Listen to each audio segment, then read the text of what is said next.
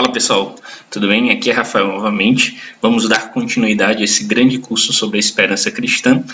E para darmos continuidade, para começarmos esse curso, essa parte do curso, eu queria que vocês vissem essa foto que eu vou colocar agora.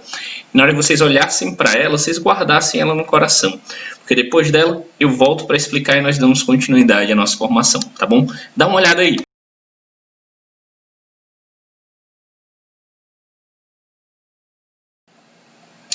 Bom, acho que ficou claro para todo mundo, né? A gente está falando de um barco. Mas o que é que tem a ver esse barco quando a gente fala sobre a esperança cristã? O que é que isso tem a ver com essa formação hoje, com tudo isso que a gente foi vendo até agora sobre a Esper Salve, que foi a encíclica que o Papa Bento XVI escreveu?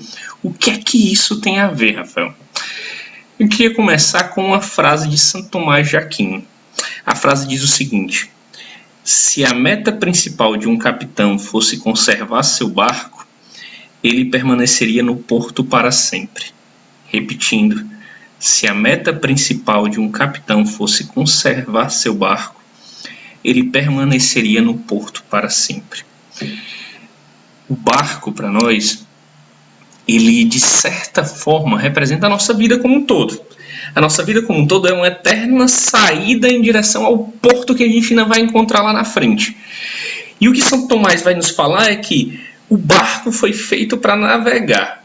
Ou seja, a nossa vida como um todo ela foi feita para navegar em direção a esse porto que a gente ainda não tem ideia. Como é que a gente vai chegar? A gente sabe que existe um porto, a gente olha para ele, a gente olha com o coração, com a fé, com a crença de que ele existe, e a gente segue nesse caminho. E esse caminho é o que vai nos mostrar. Esse caminho é que vai ser a nossa vida como um todo. E o que é que a gente encontra no mar no meio desse caminho? A gente vai encontrar medo, a gente vai encontrar sofrimento, nós vamos encontrar várias tempestades, nós vamos encontrar a nossa própria fraqueza no meio do caminho. E aí nesse meio do caminho, esse barco pode continuar navegando, pode ficar à deriva ou pode afundar. Ele pode permanecer na esperança de encontrar o seu porto ou estar perdido em meio à vastidão do oceano, de tudo aquilo que o oceano pode dar, de bem e de mal. A nossa vida, nesse caminho em direção ao porto que nós já falamos lá atrás, que tende para a vida eterna e que o nosso coração deseja, ela pode ficar totalmente perdida, à deriva, sem esperança nenhuma, porque não sabe sequer mais onde está o porto. Ou ela pode caminhar firmemente, independente de todos os desafios, em direção, todos os dias, traçando um novo caminho em direção a esse porto. E isso enche o coração de esperança, porque sabe onde está o porto, porque sabe que ele é o lugar certo e porque continua a caminhar. Porque continua a caminhar. O continuar a navegar, na verdade, né? Não caminhar, você está no mar. O continuar a navegar nesse porto é, acima de tudo, permanecer na esperança.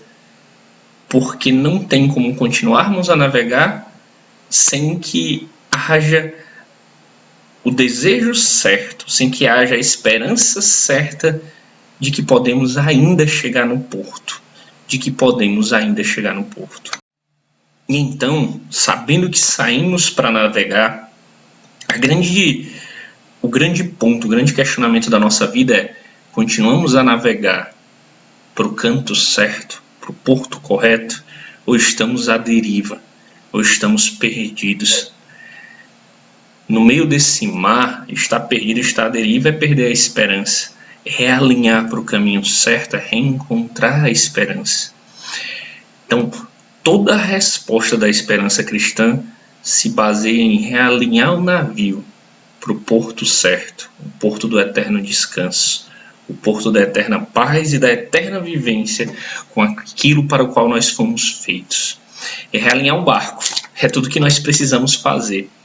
E para realinhar o barco, aí aqui eu entro no nosso tema de hoje, que é os lugares de aprendizado e de exercício da esperança. Ou seja, é o exercício do realinhamento. É onde nós aprendemos, onde colocar para onde apontar novamente o navio, que vai nos levar a caminhar até o fim, no lugar certo. E aí a gente vai falar sobre 4 pontos essenciais. E esses 4 pontos essenciais, esses lugares de aprendizado da esperança, na verdade são como mapas cartográficos que nos ajudam a realinhar. Eles, como se fossem baseados nos astros, como faziam antigamente os grandes navegadores, eles nos ajudam a apontar para o lugar certo. E quais são esses 4 pontos, Rafael? Eu vou falar de 3 agora e uma eu vou deixar para o final e não vou falar por hora, tá? Para você ficar até o final assistindo esse vídeo e lá no final você descobrir o que é. Ou acelerar o vídeo, como a maior parte do pessoal faz hoje em dia, né? Vamos lá. Os 3 primeiros pontos são a oração, o agir e o sofrer e o juízo. A oração, o agir, o sofrer e o juízo. E por que a oração, Rafael? Eu acho que esse é um pouco mais claro para todo mundo, mas eu queria trazer uma frase da própria encíclica Spe Salvi, que ela vai dizer o seguinte: quando ninguém mais escuta, Deus me ouve. Quando eu estou no meio do mar, quando não existe mais ninguém perto, Deus ainda me ouve. Ou seja, o dono daquele porto também, de certa forma, também é dono do navio. E ele sabe ajudar a apontar de volta para o caminho certo. E aqui um ponto essencial. Muitas vezes a causa do nosso desespero é a solidão. Mas para quem é capaz de se abaixar e para o lugar silencioso para escutar Deus, esse descobre que nunca está só. Deus nunca deixa sozinho os seus filhos. Ou, usando a imagem que nós estamos falando agora, Deus nunca deixa seus marinheiros morrerem sozinhos. Não. Ele vai lutar pela vida deles. E ele vai falar. E ele vai apontar o caminho. Deus, ele sempre está presente na nossa vida. E ele está presente de 2 formas. Uma pelo Espírito Santo, outra pelo nosso anjo da guarda. E aqui eu queria falar um pouco do nosso anjo da guarda. Quantas vezes nós nos sentimos sós e achamos que realmente não tem ninguém do nosso lado, porque nós não conseguimos ver. E nós tentamos na nossa oração e não conseguimos escutar, nós tentamos de todas as formas achar novos amigos, e do nosso lado nós temos um amigo que está sempre pronto para nos ajudar. Aqui eu queria pedir uma ajuda para vocês, uma ajuda para si mesmo, né? Na sua oração, nesses próximos dias, se você está assistindo isso agora, reze com o seu anjo da guarda, fale com ele, e você vai perceber que você não está só. E não está só, não só no sentido metafórico, mas no sentido real, que existe uma presença do seu lado, e que essa presença é capaz de te sustentar, de conversar contigo, de estar presente verdadeiramente na sua vida, apontando os melhores caminhos. E quem reza, quem sabe que o anjo da guarda está do lado, que o Espírito está do lado, ele tem sempre uma força extra. Uma força extra que vai ajudar a realinhar as velas, que não vai de jeito nenhum deixar o barco ficar à deriva. Porque esse é o nosso grande risco, é deixar o nosso barco à deriva. Que ele vai para qualquer lugar, a gente não sabe para onde está indo, a gente fica perdido. Não, quem reza é capaz de fazer qualquer coisa para realinhar o barco em direção ao porto. Porque ele tem a graça. A graça de Deus, a graça habitual que nos faz proporcionar escutar Deus ou ouvir o que Deus tem a nos dizer, mas tem a graça atual, que todos os dias, se eu sou capaz de rezar todos os dias essa graça me dá mais força. E realinha, e reajusta, e faz, e me ajuda a entender qual é o caminho certo, me ajuda a enxergar que caminhos eu tenho. Mesmo no meio do mar, que parece que a gente não consegue enxergar nada, só tem água, imensidão da água. Não existe vazio para quem vive a vida de oração. Não existe vazio. Mas aqui nós temos que viver uma oração verdadeira. E para viver uma oração verdadeira, eu queria falar de alguns pontos. O primeiro é, oração verdadeira, para que aquele que não se coloca só, antes de tudo é necessário dilatar o coração, ou seja, abrir o coração para Deus.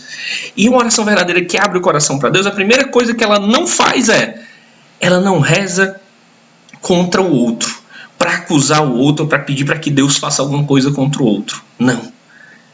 Ela não reza por isso. Essa oração ela é, de certa forma, vazia e inútil. Quanto mais eu vou para a minha vida de oração para acusar, para pedir para que Deus haja contra o outro, ela é inútil. Ela é vazia, ela não serve de nada. Eu fico perdido. Ao invés de me encontrar, eu fico mais perdido ainda. Porque é o meu navio que deve ser apontado. Eu não devo apontar para destruir o navio do outro. Não é esse o caminho. Um outro ponto que às vezes atrapalha a nossa vida de oração nesse caminho de que eu perco a esperança é que eu fico me auto-justificando. Eu fico, mas Senhor, mas eu fiz isso por conta disso. Mas eu sou assim por conta disso. Mas porque eu não dá certas coisas na minha vida porque as pessoas fazem isso comigo. Ela não para nessa auto-justificação. Ela não fica dizendo, eu pequei porque isso, meu Deus. Não é porque eu sou um pecador, não é porque as coisas são assim. É difícil, né? É difícil lutar contra a castidade, né? Lutar a favor da castidade, na verdade. É difícil, então eu caí. Ela não se auto-justifica. Ela nem permanece numa súplica injusta. Tipo, cara, eu vou para minha vida de oração, minha vida vai se resolver se eu ganhar na loteria.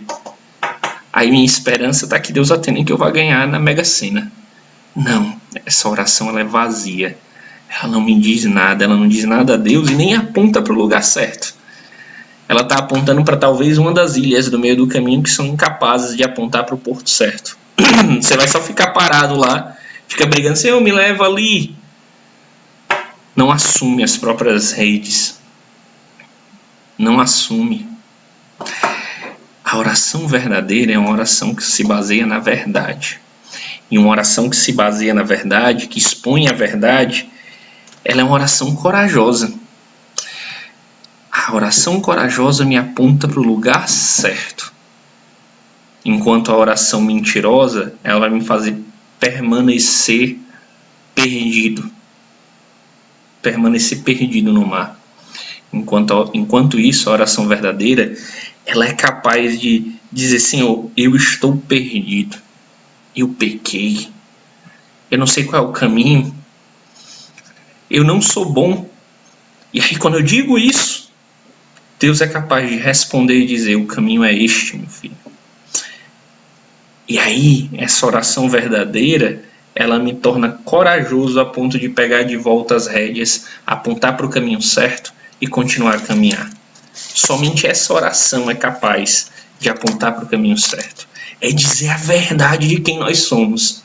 E quando nós dizemos a verdade, porque quando nós enfrentamos a nossa verdade, nós entramos no mar da misericórdia divina. Sem a verdade é impossível entrar no mar da misericórdia divina, porque Deus não pode agir com misericórdia para aquele que não é um pecador. É reconhecer a nossa fraqueza que faz com que Deus possa agir, nos banhando nesse mar de misericórdia. E esse mar de misericórdia, ele é como uma correnteza que leva ao lugar certo do porto. Ou seja, é uma ajuda a mais para nos apontar para o lugar certo, para que eu possa agir com minhas velas e para continuar a navegar e navegar mais forte. É o mar da misericórdia. E esse mar da misericórdia, eu queria trazer aqui uma imagem do cardeal Vantuan, em um dos livros que ele escreveu, que ele fala dos defeitos de Jesus. Quando eu enfrento a verdade da minha vida, me permito navegar no mar da misericórdia, eu encontro o que o cardeal Vantuan vai chamar de os defeitos de Jesus, que ele aponta como 4. O primeiro, Jesus não tem memória. Quando eu enfrento a minha verdade, eu descubro que Jesus é capaz de perdoar qualquer coisa que eu tenha feito, desde que eu fale com toda a verdade, com toda a humildade do meu coração. E assim como o ladrão que estava do lado de Jesus, e assim como o cardeal Vantuan vai falar, que ele diz, olha, como que Jesus esqueceu o passado do ladrão tão fácil? Quando o ladrão diz, né? Lembra-te de mim quando entrares no paraíso. E Jesus responde, hoje mesmo estarás comigo. E Jesus nem diz assim, não, vou te botar ali no purgatório um pouquinho, depois eu te mando para o paraíso. Não. Jesus esquece, ele não tem memória. Ele não sabe matemática, porque ele deixa 99 ovelhas e vai buscar uma que está perdida. Ele é aventureiro, né? Ele não promete praticamente nenhuma segurança para a nossa vida. Mas, de certa forma, nós sabemos que navegar no mar de misericórdia, ela nos leva ao grande bem, ao grande tesouro. Apesar de que nessa vida talvez não tenhamos nada de demais. Não vamos ser ricos, vamos ter perseguição, qualquer outra coisa. Mas enche o nosso coração a aventura de nos lançarmos ao mar da misericórdia divina. E por fim, Jesus não entende de finanças. Ele vai falar isso porque ele lembra da parábola do dracma perdido, que a mulher encontra o dracma e ela se alegra por tudo aquilo que ela encontrou, um dracma, que, sei lá, deveria valer menos do que R$ 50 hoje. Estou dando um chute aqui, tá? Bem distante. Mas ela chama as pessoas para comemorar. Se duvidar, na comemoração gastou mais do que o que tinha perdido como dracma. Mas Jesus, ele olha para a gente, um que esteja encontrado, ou seja, um que foi capaz de enfrentar a verdade de si mesmo, esse um valeu a pena. E é assim que os defeitos de Jesus, como chama o cardeal Vantuan, vão nos ajudando a entrar nesse mar e a permanecer lá. E esse mar, ele nos dá mais forças para viver sob a égide do amor.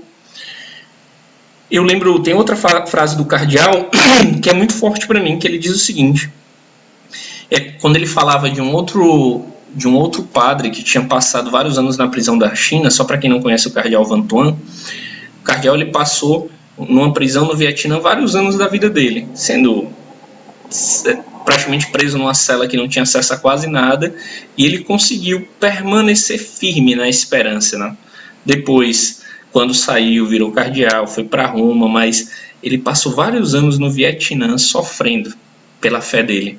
Mas ele manteve a esperança. E aí, quando ele viu o exemplo desses padres, salvo engano, da China, que também tinham ficado presos, que tinham dito que na hora que saíram, eu passei metade da minha vida na esperança de sair.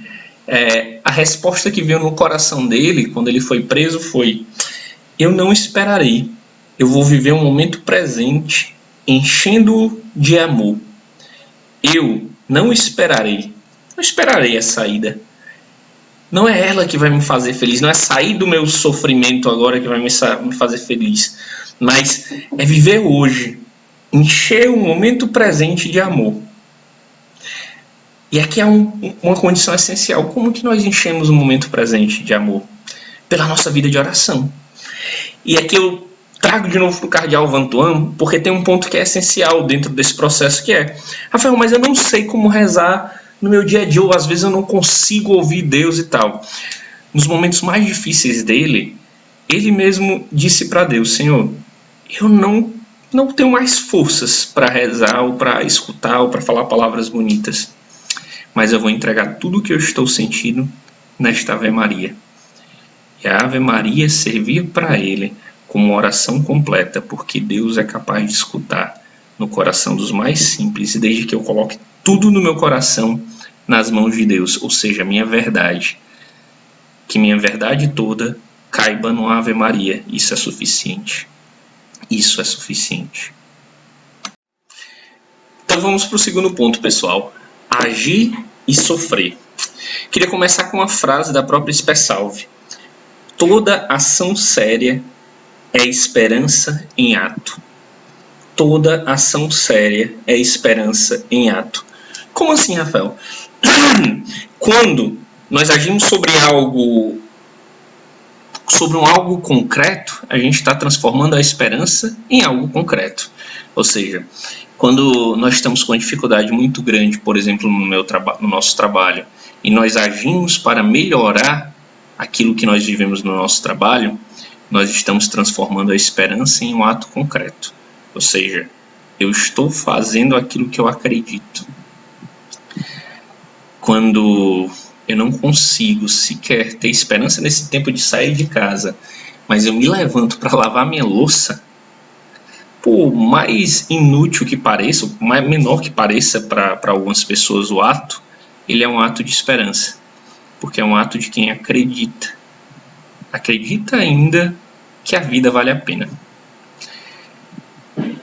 E talvez estes sejam os atos mais importantes nesse tempo: transformar a nossa vida, não importa como ela esteja, em um ato de esperança. É levantar, é tentar fazer o mínimo e dizer que isso vale a pena. Mesmo que pareça que as coisas estejam muito difíceis, levanta e faz. E transforma isso em um ato de amor a Deus.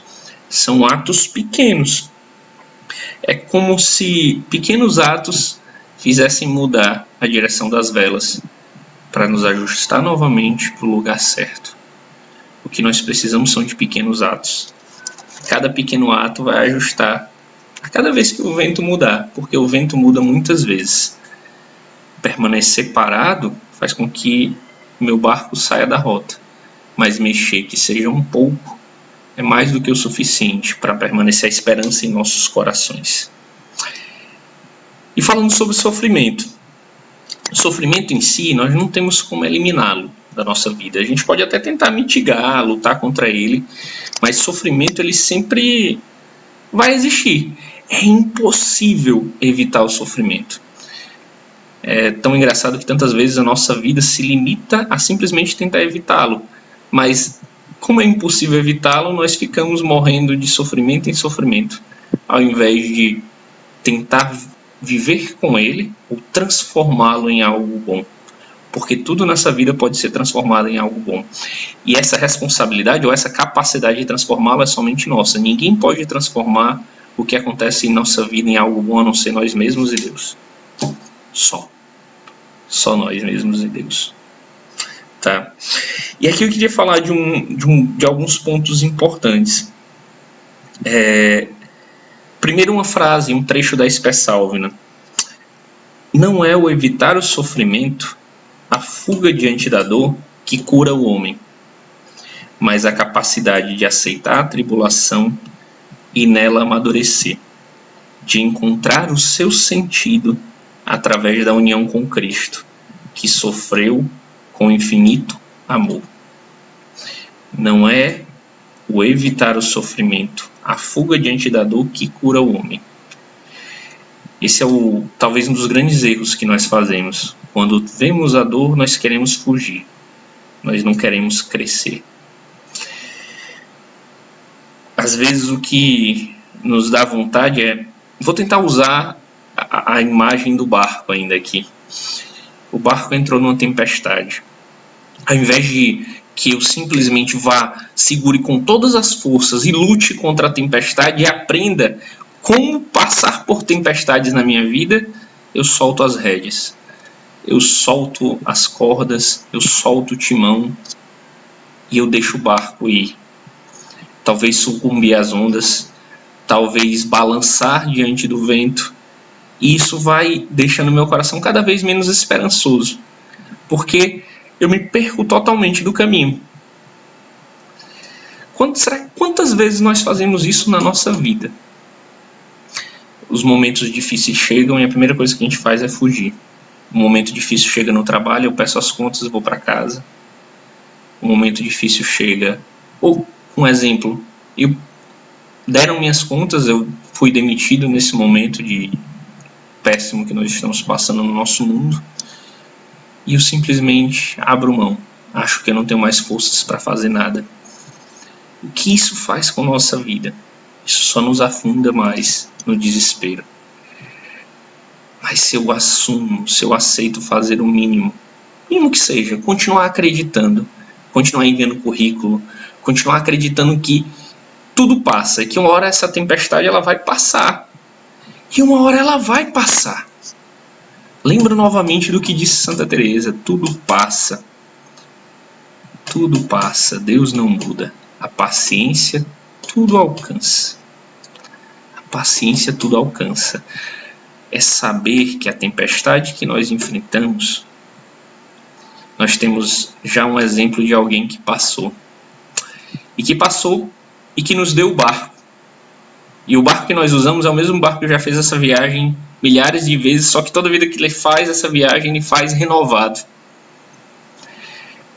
Nós temos um Deus que sofreu como nós sofremos, que passou por uma tempestade maior do que a que nós passamos, e que Ele já nos ensinou o caminho a atravessar, já nos ensinou o modo de atravessar, o como lutar. Quando nós temos e quando nós olhamos para isso, nossa esperança se renova, porque nós sabemos que esse barco ele não afunda. Esse barco que nós estamos não afunda, ele vai sobreviver até chegar no porto e vai servir milhares e milhares de vezes para várias pessoas passarem por esse mesmo barco. Quando nós temos essa certeza, nós temos a certeza de que não importa o que aconteça no meio da tempestade, nós vamos chegar no porto verdadeiro. queria usar outro exemplo de outro vietnamita, Paulo Le Bao Tem. Eu não sei se o nome se a gente fala desse jeito, vou chamar de Paulo, tá? Ele é de uma época anterior ao cardeal Van Thuan, que cardeal Van Thuan viveu já nesses momentos de quando os comunistas tomaram o Vietnã e prenderam vários dos católicos por subversão. Esse não, ele viveu séculos antes pela perseguição, salvo engano, chinesa. E aí ele fala uma coisa que cai muito bem pra gente nesse tempo, nesse tema, que ele diz o seguinte: ele estava sofrendo muito e ele começa a falar de todos os sofrimentos que ele vivia. Ele pergunta inclusive se Deus não está vendo que estão profanando a cruz de Cristo. Mas aí no final ele escreve o seguinte: no meio da tempestade eu lanço a âncora que me permitirá subir até o trono de Deus. É no meio dos sofrimentos que nós conseguimos construir nosso caminho para o verdadeiro porto. Não existe como chegar no porto sem passar por tempestade. Mas é ao passar pelas tempestades que nós sabemos que estamos mais próximos dele. As tempestades meio que anunciam que o porto está chegando. É óbvio que passaremos por várias, mas quando passamos por ela nós sabemos que o nosso caminho está no caminho certo, que nós estamos no caminho certo, mas que as tempestades não são o porto. O porto é o local onde há paz, onde as tempestades são incapazes de alcançar. Por isso que elas ficam fora, tentando nos impedir de chegar lá. E aqui é um ponto essencial. O sofrimento, além de nos apontar o caminho do porto, ele tem que nos tornar mais propícios ao amor. Quando nós aceitamos passar pelo sofrimento sem perder a esperança, nós passamos a transformar tudo o que nós sofremos em sinal de amor. Olha o que o cardeal Van Thuan falou enquanto vivia ali os tormentos. Ele disse o seguinte: no abismo dos meus sofrimentos, jamais cessei de amar a todos, sem excluir ninguém do meu coração. Eu acho muito belo que ele chamava os carcereiros dele de amigos, a tal ponto que os carcereiros permitiram que um deles permitiu que ele construísse uma cruzinha de madeira em um dos dias que ele estava fazendo alguns dos trabalhos forçados. E aí essa cruz inclusive virou a cruz que ele usou depois na vida dele como um cardeal, enfim. Tornar a dor em amor. Nós temos vários exemplos de santos que aprenderam isso e com isso viveram uma vida muito mais feliz. São João da Cruz é um exemplo. Saiu do cárcere e sequer podiam perceber nele que ele tinha sofrido na mão dos irmãos, porque no coração dele só ele conseguiu transformar tudo em amor, não por força própria, mas porque ele continuava vivendo o momento, entendendo que a coisa que mais importava era amar. A coisa que mais importava era tudo que ele tinha. Era tudo que ele tinha. E ele tinha um Deus que estava presente na vida de oração, que estava presente com ele lá, e que acima de tudo se compadecia dele. Como diria São Bernardo, nós temos um Deus que não pode padecer, mas pode se compadecer das nossas dores, das nossas lutas, das nossas fraquezas. Ele pode. Enfim, vamos para o último ponto, antes do último mesmo, que a gente vai falar só no final, que é o juízo. O que é juízo, Rafael? O julgamento. Essa é uma parte muito engraçada, que às vezes a gente olha assim, não, mas o julgamento só me dá medo. Por quê? Porque nós temos que pensar o seguinte: no julgamento, quer dizer que nós chegamos ao porto. O julgamento é o lugar do porto. É o lugar que nós encontramos Deus. Se é o lugar que nós encontramos Deus, é o dia do eterno descanso.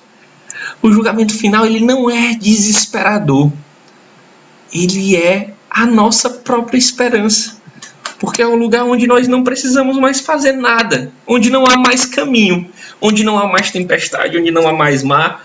Onde só há Deus. Só há o dono do porto e o dono do barco esperando por nós. E o melhor de tudo, quando nós chegamos no juízo, nós temos Deus já falou isso, nós temos um advogado. E um advogado que caminhou com a gente durante todo o caminho. Ele viu todos os sofrimentos, todas as tempestades, tudo que a gente passou. Ele viu as vezes que nós entramos em desespero, mas ele viu também as vezes que nós voltamos e com toda a força continuamos a caminhar. É o encontro da justiça com a graça. Essa é a nossa esperança. O julgamento, ou o juízo, ele não é o fim. Ele é o começo. E por isso ele é a nossa esperança. E aqui, para terminar, eu queria deixar o último ponto, né? Que eu tinha falado de 3 mais 1, que eu não tinha falado. O último ponto, e não menos importante, talvez até tanto ou mais importante que esses outros, é: quando nós estivermos perdidos no meio do mar, existe uma estrela para nos guiar. Existe um hino antigo da igreja que ele começa com Ave Stella Maris, ou Ave Estrela do Mar. Nossa Senhora Estrela do Mar. Maris Stella. Quando nós parecemos desesperados no mar, é olhar para essa estrela no meio da escuridão. Ela continua a brilhar. Talvez seja a única que brilhe no meio das tempestades. Porque quando passa a tempestade vem um sol, e o sol de justiça nós já encontramos o caminho. Mas nas tempestades, olhemos para a estrela.